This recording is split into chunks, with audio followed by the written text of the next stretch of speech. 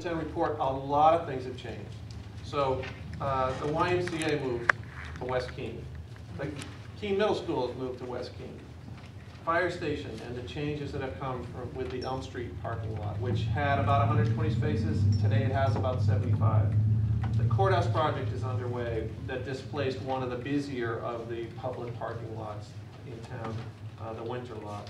And obviously the co-op has changed the configuration and the demand for parking on the east side of the railroad crossing. So I've done something similar here that the consultant did in 2010 to look at utilization rates using the same data that Ginger and her parking enforcement folks do take on a weekly basis.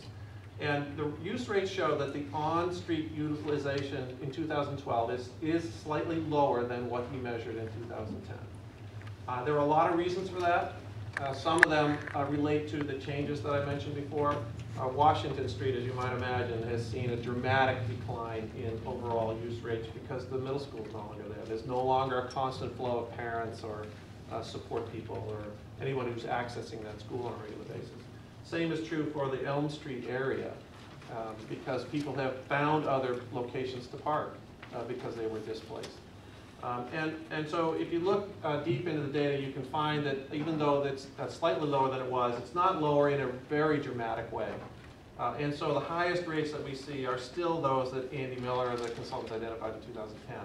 The core around our Main Street, the Railroad Street location, the area on Winter Street towards the library. The places where you know that if you drive today, you may have trouble finding a parking space.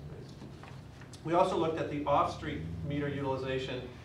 These are primarily the surface lots and the parking decks as well. These changed very little.